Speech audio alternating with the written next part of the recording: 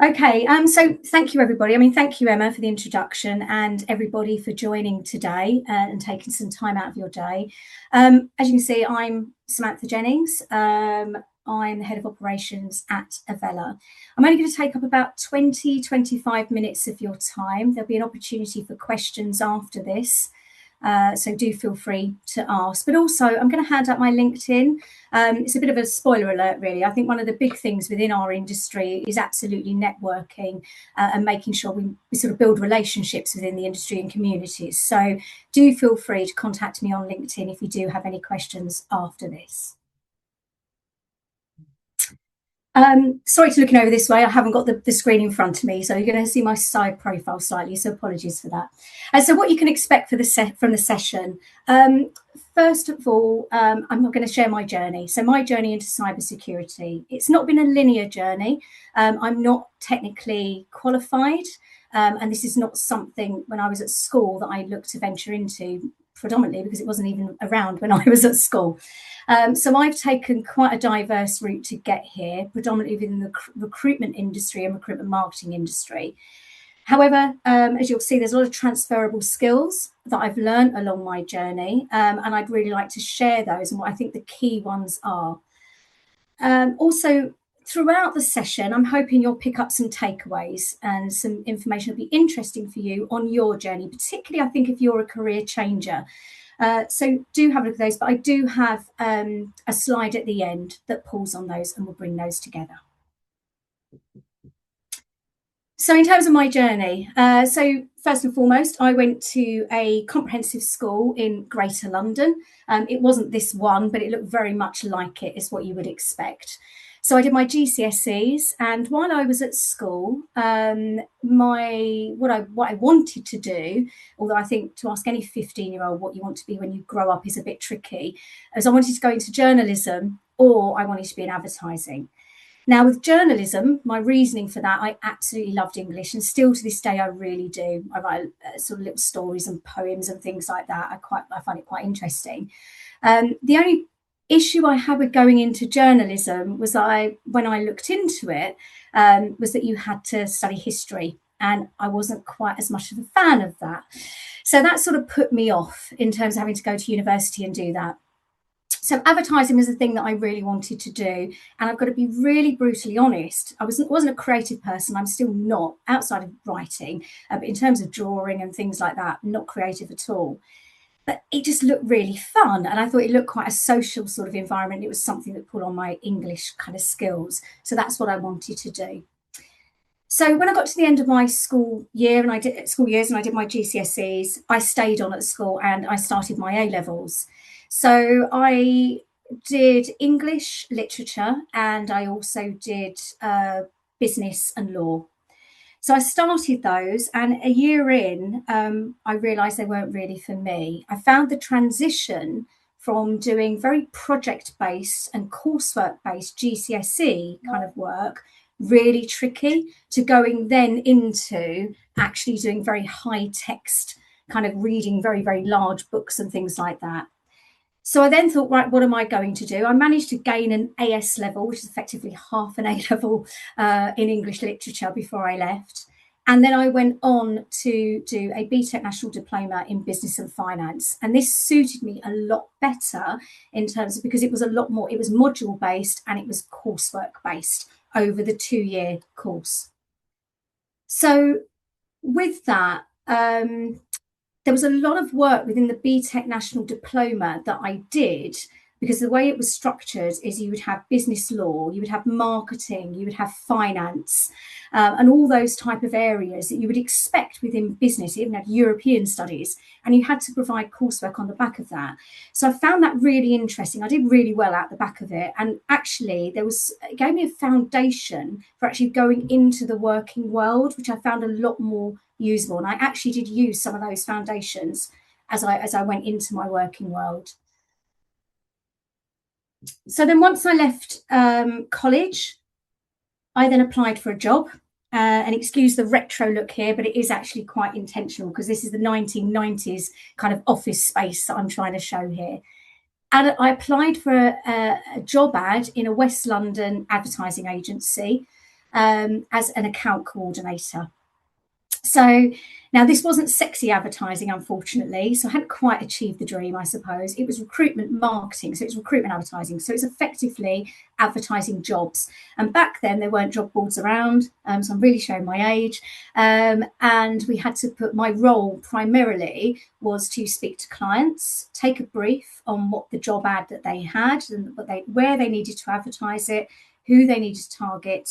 I used to have to proofread the ads, book the space within the papers, and back then used to physically make sure that the artwork was sent in time before the publications went to print. Thoroughly loved the role, really loved the role. And the first agency that I worked in, there were 3 teams, and not creatively named, actually, team A, B and C. I worked in team C, and team A had someone off sick one day, and I was asked actually to move over into team A to support them. And the relevance of this in terms of what I've brought through throughout my career is that when I sat within Team A, I was really shocked to find that despite we all worked in the same agency, and I literally just moved one desk to the side, so literally a metre or so, Team A worked in a completely different way to what I did. So the processes they use, the forms they use with the clients, how they approve things, how they interacted with the systems in finance was completely different. So this is where my curiosity, which again is a bit of a spoiler really for later on in this presentation, started. A year into my role, I wrote a proposal to the business, and it was at the time, so I was 20 years old. The proposal was based on that. Absolutely, it was based on the fact that you had 3 teams across one business who work completely differently, and what's the efficiencies that they could share, and how much more productive they could be if they all worked the same. It was the same year around Jerry Maguire came out, and I don't know why I sort of linked it to Jerry Maguire, because I thought they're either going to love this or they're going to hate it in terms of this proposal. But I wrote a proposal to be an administration manager, and that was a role that would sit across effectively the 3 teams and ensure and put in those processes and ensure that the teams are adhering to them. And that was the start really of my journey, and that's led me to where I am now in cybersecurity. It was always that need to look to do things better, and that curiosity that kind of spurred me on, is there a better way to do this? That never changed throughout my career within kind of recruitment marketing and recruitment advertising. I've held various roles. So when a new role came within the organisation, so the commercial manager, account director, client relationship director, bid manager, I put my hand up pretty much for them. And again, I mean, the linear path from an account coordinator would have been you would just been promoted up the ranks. So you went from account coordinator to manager to director and then client relationship director. But as I said, I kind of went off in different directions. One of those, as an example, is when the commercial management role come up. So we had in one of the agencies I was working in, someone came along, a new COO effectively, and said, we're not efficient enough and we're not making enough money as an organisation, and we need to improve this across our client service teams. So the role commercial manager was created. I put my hand up to do it. And again, I was faced with exactly the same kind of thing. It was very reminiscent of a few years ago when I was working in the other agency, is that there were 5 regional offices and I was the commercial manager for the London office. And I saw across the 5 regional offices, again, all the commercial managers, because it was a new role and there was no playbook to effectively roll out, everybody was working in a very different way again. And also everyone was working to their own targets within their own office. But of course, there were company targets that we needed to hit. So once again, I wrote a proposal for the business, spurred on by my curiosity, is there a better way to do things? It was a little bit mature this time than the first time, because what I did this time is I went round to the business. And I actually asked kind of the heads of divisions in terms of media, creative, my managing director, is this a role that's really needed? Does someone need to sit across these teams in order to, ensure there are these consistencies and efficiencies in process? And it was seemed there was. So I was actually given that role. Another role, which again has shaped my kind of career as I've moved into cybersecurity and the role that I do now, was in 2000, for those have been around as long as I have working, you'll remember there was a financial crash, quite a significant one. And a lot of the agency I was working for at the time made quite a few redundancies, which was very sad at that particular time. But there was a role where they wanted to move essentially all our high volume but low margin clients over to a regional office and set up that office space. So that's setting up the logistics, the team, managing the clients as well through that transition period. And again, with no playbook. And again, my curiosity spurned me, and I took that on and thoroughly enjoyed that role. You know, I had to make sure the team was settled because we'd moved people from our London office to a regional office out in Essex. I needed to make sure they were okay about that. I also had to prioritise the clients in terms of how we communicated with them. So there was loads of different facets around that role. And all these things have shaped what, you know, sort of the role where I am today. I think the main thing is my love of operations. It's my love of making sure there are efficiencies, but also it's putting myself out there. So despite any insecurities that I might have, and believe me, I have them, and they've sort of, I've had them all my life. My pure kind of curiosity and that sort of looking, well, hold on, there is a better way to do that, will always spur me on. And I would encourage anybody at whatever stage you are in your career, whether you are starting out or whether you are somebody who's sitting there considering a career move, use that and hone on that. There's no right or wrong answers. And the majority of the things, well, people, for example, those roles, no one had done them before. So actually just asking the right questions and putting myself out there has helped me move on in my career. So as I said, I spent most of my time within the recruitment marketing, recruitment advertising industry, working, as I said, with bid manager in various different roles. But I also did have a very brief spin as working as a holiday entertainer. Now, I won't dwell on this too much because this is quite away from cybersecurity. However, interestingly, there's a lot of people that I've met within cybersecurity that actually come from theatre and kind of creative and entertainment backgrounds. One of our consultants that worked with us came from that background. One of our partners actually is still very active within theatre and does that very regularly. And I think Emma as well has this background.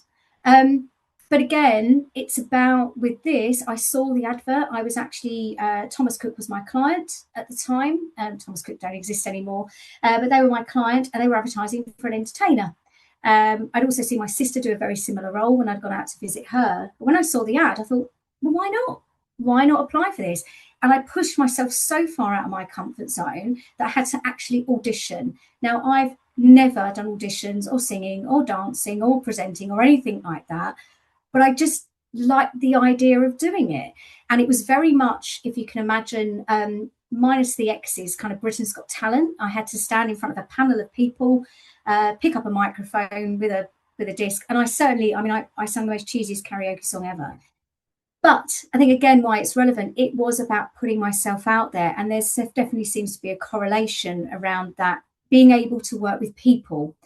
Ultimately, cybersecurity consultancy is a people business. It's a professional services people business, as was recruitment marketing and recruitment advertising. And my short time that I did working in these, so I worked in Lapland and various and abroad in Crete and in Spain, is it honed those skills in terms of dealing with and being able to communicate and deal with different people. So now on to my role here, so as head of operations at Avella. So first and foremost, this role came out of from networking, and again, this is a bit of a spoiler, really. Through meeting one of the partners, I sort of spoke through what I was doing and what I'd done within my recruitment marketing role. And at that time, I was actually a bid manager and I was heading up a bid team and I was ready to move on. I'd done 10 years of that sort of within recruitment marketing.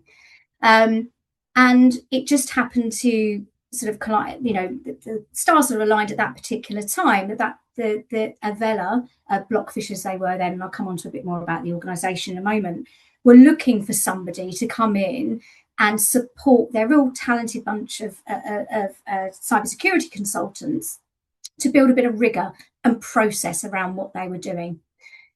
So did I have doubts that I was stepping into something highly technical, even though by this point I'd had over 20 to 25 years experience of doing various different operation roles? Absolutely, I did. Um, Even though on paper, in terms of what was being required, I had that experience, your inner insecurity will always potentially tell you, but this is technical and I don't understand the technical. I don't understand cybersecurity. I don't understand this industry. But again, thankfully, I pushed myself out of that comfort zone. I gave myself a bit of a talking to, and I thought, no one's done this role. Come on, you've got the skills, you've got the required knowledge. Let's bring it. And thankfully, I did.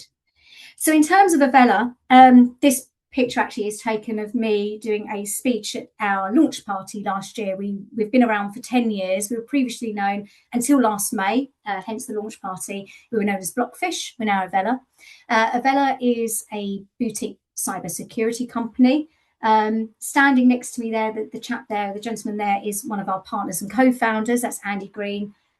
Hopefully not looking a bit perplexed, as he does seem to do, about my speech. I think it all went well.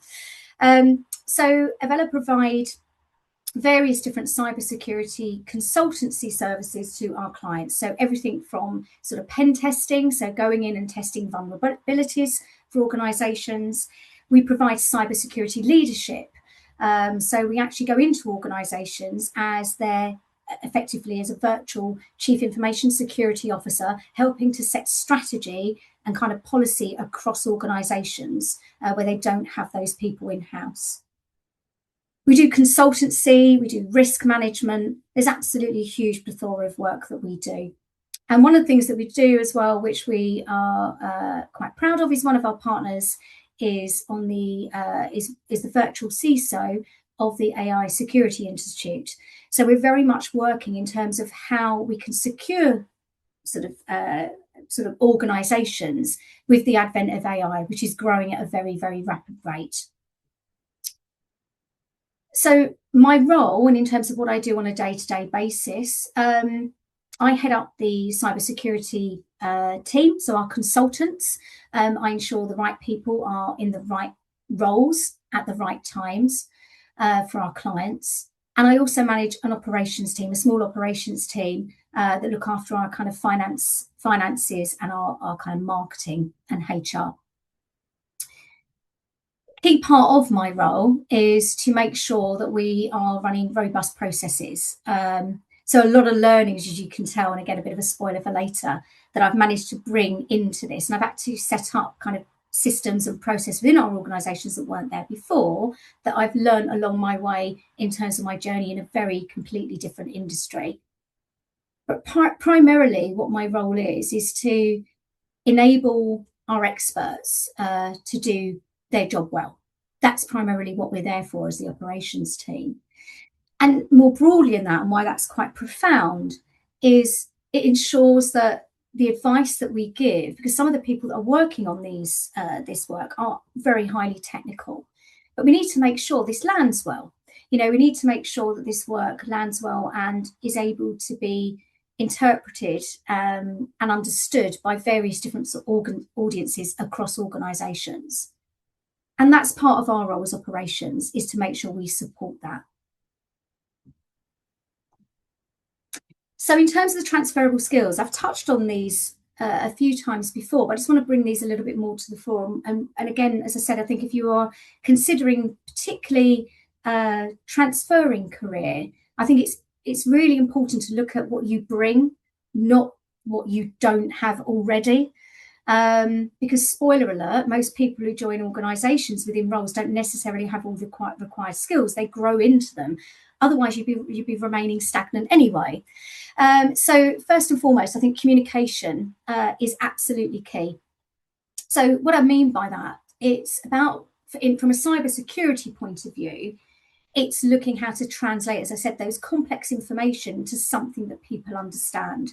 That's so important. And it goes back to what I said, we're a people business, and people are buying our thoughts, our solutions, but they're no good if people don't understand them.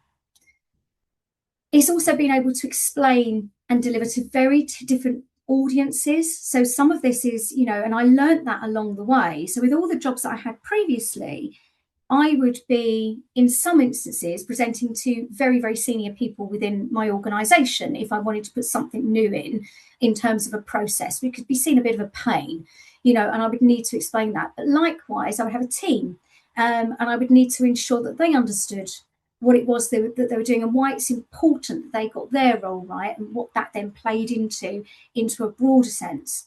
I also had clients. So I had to ensure that when I was interpreting that for clients, were they getting the information that mattered to them, not the information that we thought necessarily always mattered to us. And at clients, you'd even go down in a further nuanced level that certain people would want to receive things in different ways. So some were a lot more visual in terms of what they wanted to receive, and that's how they would take that in effectively, and you get the best out of them. Some wanted a bit more of a war and peace effort, or some wanted you to take them out for coffee. So it's how do you communicate? And that is so important. That skill that I acquired over the 25 years in the various different roles I had is absolutely pivotal to the role that I do now. So as I said, even holiday repping actually helped solidify that. Relationship building. So as I've said before, and I can't stress this enough, within cybersecurity, we build communities. And it's a really nice community, actually. But it is within our with the consultancy and what we do, yes, it's highly technical, but it is people first. And it's very people-centric, and people will buy us. So building those relationships and building a solid network in terms of clients and stuff is very, very important for the business. But in terms of wherever you are in your journey and in terms of that career, building a network of people that you can call upon is really important.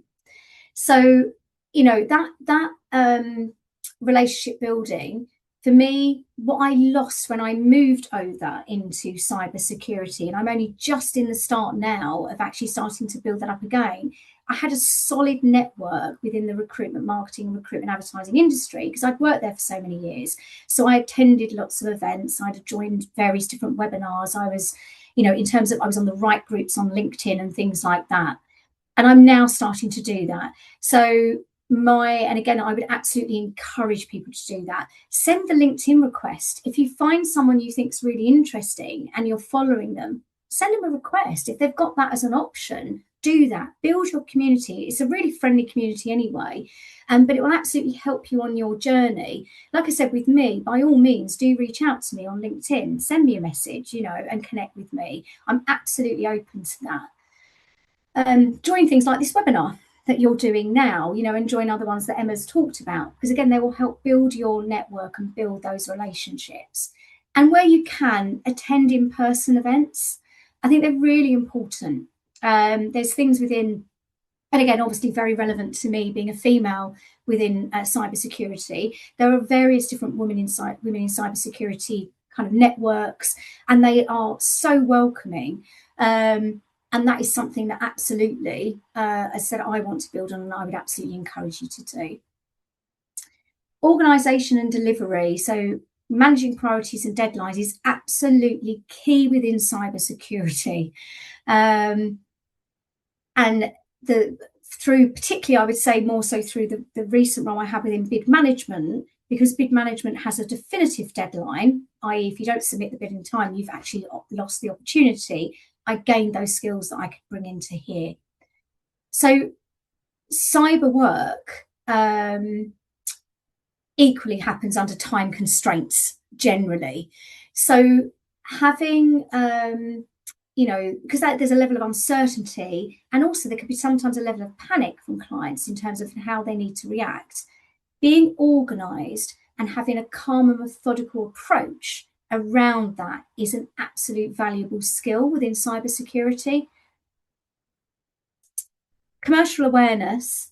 This is not just about, my role as a commercial manager, I got to understand, that ultimately I work for a business, and a business needs to make money, and cybersecurity is also a business. There's a lot more to it than that, though, and I'll come on to that in a minute, and why I have a passion for working here.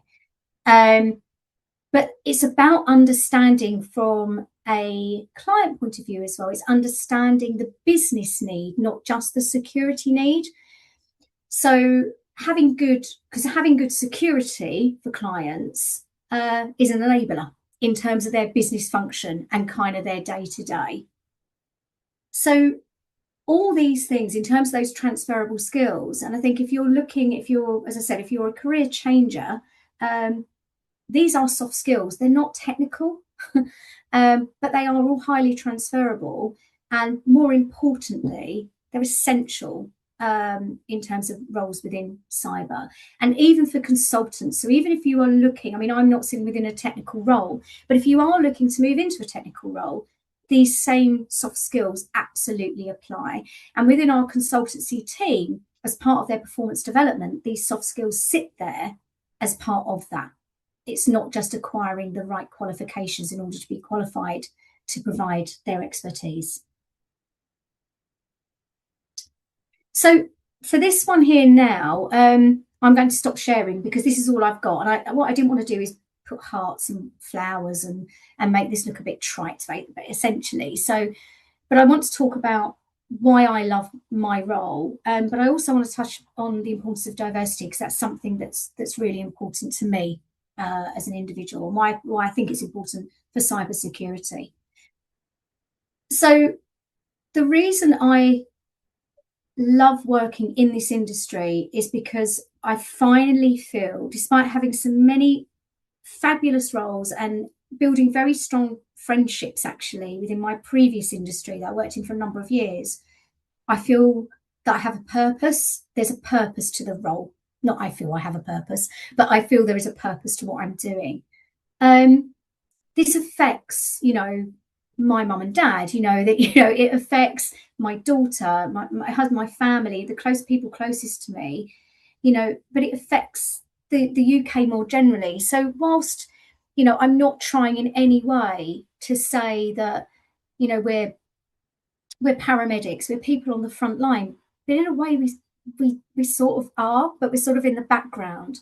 We're making sure that people are not attacked and fall foul or vulnerable to the cyber attacks and to criminal activity.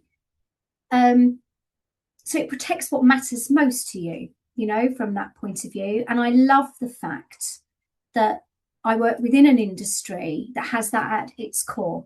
We are protecting people, we're protecting organisations, but we're, protecting critical national infrastructure, of which we do a lot of, here in terms of client work here within Avella. So, I find that really purposeful. It's also, for me, it's the most fast-paced industry I think I've ever come across. So what was relevant last week is probably not as relevant now. And for me, and for someone who has a natural curiosity around how can we do things better all the time, that absolutely satisfies that in me, but never quite completely, because there's always something new to learn. So it's, I think for anybody who has that in them, somebody who wants to come to the table, doesn't have all the answers, because the reality is, I think in this industry, you're not always going to have the answers because it's moving at such a pace. You just need to be willing to adapt and to learn, and sort of put yourself forward effectively, which I think is really important. And for me, as I said, from a career point of view, for someone who'd been in the industry for a very long time, I kind of felt I'd exhausted what I needed out of it. And this has sparked me kind of alive again. It's great. The other thing as well, I have an 11-year-old daughter. There's a little bit of kudos saying you work in cybersecurity. I'm going to be honest, it's better than saying I work as a bid manager in recruitment, to be fair. But more importantly than that, I've got access to some really highly experienced and sort of revered people within the organisation. The people at Avella that I work with are amazing, actually, and there's so much that they know. And just as a mum, so it's kind of more of a personal thing for me, having that access to these people when the world of cyber and the world of online is moving at such a pace, and you've got I've got a daughter that's kind of catching up and playing different games, and it's all new to me, I find that sort of comforting, I think, as well, from that point of view. In terms of diversity, and I really want to touch on this because this is something I absolutely want to do more, and I've got a real passion in it. The passion's been ignited more since having my daughter, really, and there's various different events that I attend, and I'm looking to hopefully Avella to exhibit this year. I think a fantastic event called Festival of the Girl, which is about bringing what would traditionally be, I suppose, male-oriented roles to, opening it up to girls, to consider. And cybersecurity, whilst it's absolutely moving forward, in the 2 years I've been here, I can see the change already in the shift. It's still predominantly a male organisation, male-driven. I think the stat is around, there's 29% female, I think, off the top of my head. Emma may be able to correct me on that. So this is something I'm very passionate about. And this actually was ignited in me before having my daughter, funny enough. And it was something that was said to me, and it finally landed as to why diversity, when you work in professional services and particularly within security, why it's so important. In one of the advertising agencies that I worked for, we did the recruitment advertising and we did the recruitment for GCHQ, MI5 and MI6. So what we did as part of that, I wasn't part of the team, but we had a secret room that only people could actually access. And those people would interview the candidates, sometimes for kind of 007 type roles, sometimes a bit more, ordinary run-of-the-mill kind of roles. But we also did the recruitment marketing for them. And once when I was at this organisation, we had somebody from one of the M's, I couldn't tell you which one it was, that came in to speak to us. And he told us, he sort of left this kind of sort of anecdote with me as to why, and to us, why diversity was important. And what he said was the tragedy that happened in terms of those who can remember, I think, which was back in 2001, when the Twin Towers fell in the US. I think everybody kind of knows that, even those that maybe weren't born by that time. To cut a long story short, effectively what he was saying, the reason why diversity is important is because if you have people that are all from the same social and economic background, the same gender, the same upbringing, they went to the same schools, they're the same ethnicity, all those things mixed together, your diversity of thought and your diversity of solutions, and particularly in security, as to what if this happens out left field, they're not going to see it coming. And that's effectively what he sort of tried to say, is that there was actually a change and a shift actually within America after that, because they realised that the majority of people that were in, that were looking at how do we keep the US safe had all come from very similar kind of backgrounds. And that's why I think it's of paramount importance in terms of our solutions and what we supply to clients. And I said having a daughter brings a little bit of a bigger edge to that, to me, of how important it is. So for me, I've set myself personal goals. Doing this is one of them. This is the first webinar I've given.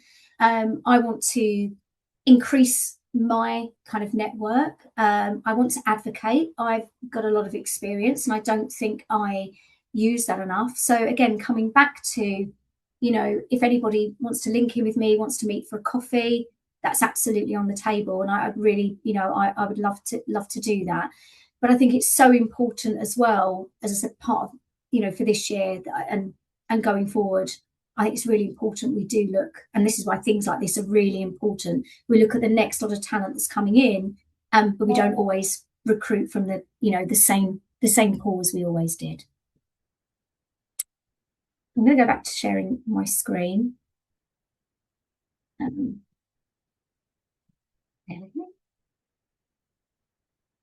So I said I was going to leave with you what I think the key takeaways are, and I've mentioned some of them as I've gone through. So curiosity, stay curious always. Being curious is asking questions. It's not knowing the answers all the time. And I think personally, I've been held back in my career I think I do know, there have been opportunities in the past where I thought, no, that's beyond my wheelhouse. I don't know that. I don't fit all these requirements. But generally, people don't always have to fit all the requirements. It's what you bring to the table. And I think asking those questions, accepting you don't need to know everything is really important. And in the world of cyber, as I've mentioned before, it's so important because it moves at such a pace. It absolutely moves at such a pace. So don't expect to know everything. Stay curious, put yourself out there. And in terms of networking, putting yourself out there, attend webinars like this, attend in-person events. There's loads of them out there. I've seen someone said to put some links up afterwards. I'm more than happy to share those. I don't have those to hand at this, but I can absolutely share those with Emma, and she can pass those on. Reach out on LinkedIn. If you're following someone and you like what they're saying, I mean, by all means, follow people. But what I've found in the 2 years I've been in the industry, the cyber community is a really friendly industry, actually, and people are very willing to kind of connect and pass on their knowledge and things like that. Connect with these people, and absolutely. And if there's a role, and I kind of touched on this before, and you think, I don't meet all the requirements, but I meet a good proportion of them, apply for that role. I think there's a line that I kind of heard is that, confidence sometimes comes after the action, not before it. And I think that's really important. And kind of my last sort of takeaway really is cyber isn't just for techies. So we've had people within our industry, and what I mean by this is, yes, I have a role that doesn't require those technical qualifications, and there may be people that are sitting on here that actually want to go more into those technical kind of roles. But we've had people within our organisation who have not come through a traditional route into cybersecurity. They didn't study a certain discipline at college and then university. We have some who have, and we have some who absolutely haven't. So, for example, one of our partners who I mentioned is actually, he was in theatre and, was working as a bar manager. And then has got into this kind of thing, and then got his qualifications as he's gone along. But also, it's important to say there's a lot of roles within cyber, and that actually keep, that keep our country safe. There are marketing roles, there are project manager roles, there's new business roles, there's finance roles, there's client service. There are various different roles that sit within cybersecurity. So don't view it as just, a technical kind of vocation in that sense. And essentially, that's me done, I think. So it's over to you, Emma, and for any questions. Thank you so much, Sam. That was brilliant. It's really wonderful to hear your story and your insights into the industry, and also hearing from one of the things I thought was so important about getting you onto one of these webinars was to hear from like the non-technical side of the cyber world, because I think often people do get put off because they're like, oh, well, I'm not technical, I don't know about these, but there's room for everybody here. And yeah, thank you. And I particularly loved what you were saying about not making sure that you lead with your the soft skills and your transferable skills, and really don't let required skills put you off applying for those roles, because you can learn and you grow and you within the organization as well. So yeah, thank you. We do have questions that have come through. So I think this first one was back in relation to your journey, and I think when you were talking between the two teams, someone has asked, how did you get people to listen? Yeah, so that actually was quite a challenge, and did come with a bit of experience, really, and that's where I talked about the transition. So when I first did the first proposal, I think just my pure enthusiasm almost carried me through. We were a small organisation, and they sort of gave me the role of admin, of head of administration because of it. The second time, though, what I did is, I think one thing that I became really clear to me is that when you are presenting something and you want people to listen to your ideas, is you have to think of the benefits on both sides. So not only the benefits for you in terms of your professional development, but also the benefit to the business, and you need to play those back. You need to be very mindful that it's a 50-50 relationship with work, and you've both got to put 100% in.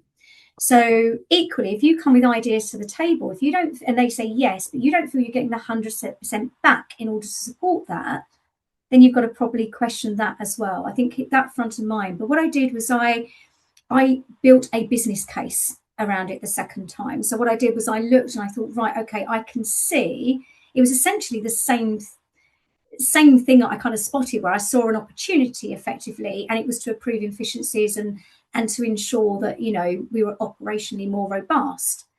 But the first time I was very focused on me. I was very focused on, I think this is really good and I think it'll be good for me, and I'm really excited about it. And I was quite an excitable puppy almost with two tails. The second time round, I did go round and speak to people within the business. I explained what I was proposing, and I also explained then, I said, do you see as this being a beneficial role for you and your department? So when I played it then back to the board and presented it to the board, I had that, and I also had an exit plan for my current role. You know, so I'd sort of thought about, so what I'd done, I'd given them, you know, not, I just really want to do this and I think this is great, which actually that was the core that was driving me, if I'm honest. But I did go around to the business and I pulled together, look, I almost pulled together a case of, you'd be silly not to do this because it benefits, you know, your key stakeholders and senior people in the business are all on board with this. And here is how I'm going to transition out of my current role, so there's not so much pain and it doesn't cost a lot. So that's the kind of, you know, that was the approach that I took. Yeah, that makes sense. So you essentially repackaged it and Yeah, showed them the benefits of yeah, what absolutely. they were gonna get from it. That's great. Thank you. The next one, how do you know what's the right question? Do you just keep trying or rephrasing it until it lands on the right question? That's a really good one. I think that, though, if you, in terms of the right question, a question is yours that you want answering. I think it's more, are you landing it on the right person? I would actually twist that around, because, you know, if there's something that you want to know, and you want to find out more about, you've got to make sure you're asking the right people. And generally, what I find, so for example, and going back to kind of operations and things like that, is that, you know, if I wanted to understand something more around sort of finance, so I could get better and improve my knowledge around that, I wouldn't necessarily go to a head of marketing, because it's not going to be interesting to them, although they work in the same organization. So I think it's you know, I think you need to look at why are you asking that question, to, you know, why do you want to know that? Are you asking the right people? And again, about building your network, you know, if you ask someone, they don't have that answer, and if they've got that network, they can probably point you towards somebody who can support and answer that for you, and that can provide that level of guidance. That's great. Thank you. Not the right question, the right person. I love that. We have a question from Bridget. I am also doing a 360 career pivot to CS, to cybersecurity, from senior leadership roles within health and public sector. What advice can you give about networking online and in person without appearing too desperate to get your foot through the door, landing your first job? I don't think it looks desperate by networking and being there and attending. And as I said, I think, I mean, Bridget, thank you. I mean, you've reached out to me on LinkedIn already, and we've said that we'll have a conversation offline. So I can go into this a bit more detail with you after that. I can only talk about the things that I've done. So I've joined various different networking sort of groups and communities on on LinkedIn. So women in cybersecurity is one of them. And again, because I've got very much I've got an interest, and there's absolutely, I want to kind of advocate around that in more women within cybersecurity. They do various different in-person events and webinars and things like that. Obviously, UK Cybersecurity Council do as well.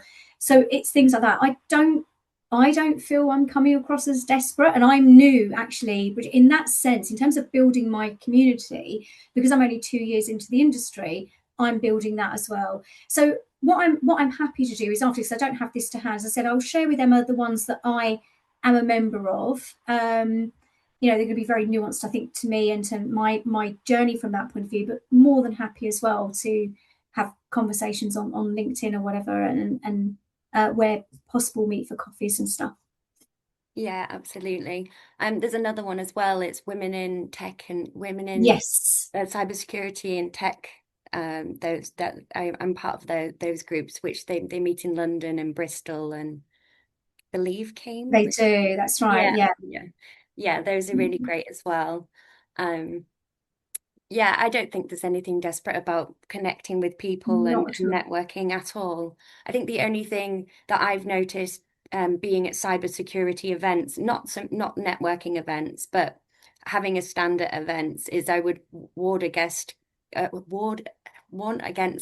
going up to when cybersecurities have stands and asking them if they have jobs.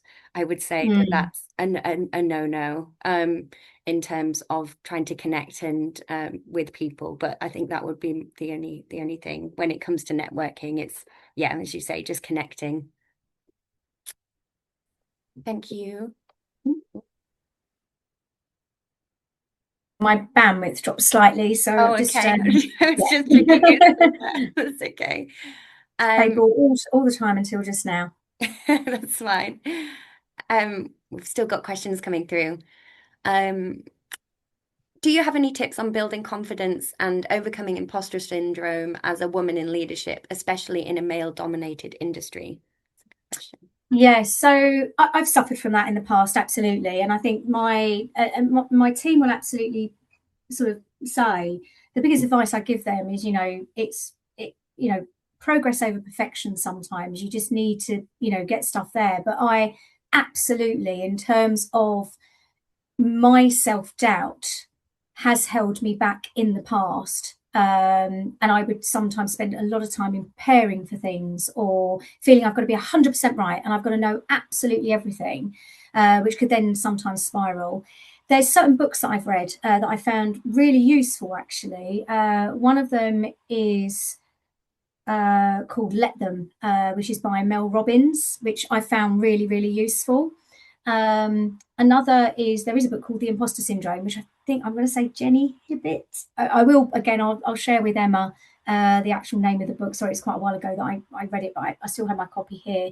I quite like reading anyway, and I found that reading through those books kind of puts stuff into context a little sometimes, and give you some tools and some sort of strategies in order to sort of take a bit of a deep breath, and realize that what you've got to offer, it is valuable and is worthwhile, and it doesn't have to be perfect, and you don't have to know the answer to absolutely everything. Yeah, definitely. I've got those books as well. But yeah, so any resources you have, we can put them in the post webinar email that will go out to everybody afterwards.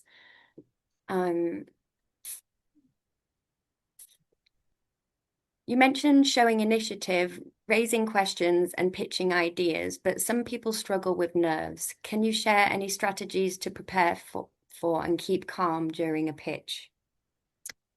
Yeah, practice notes, prompts in front of you. I have prompts in front of me here, so I've done, I've spoken I've actually spoken in client pitches where I've pitched new business. At our launch party, I stood up there, and did a speech introducing our co-founders. But practice is key. my husband and my daughter were taken through this last night. I sort of practice in front of them. So that's, I mean, that's the biggest tips that I can give. Another thing as well that, and again, we're only just on the start of this journey. There is an organisation which people may have heard of called Toastmasters International. Yeah. And we are in the process of actually setting up a cyber kind of community for Toastmasters. So again, very, very early into this from that point of view.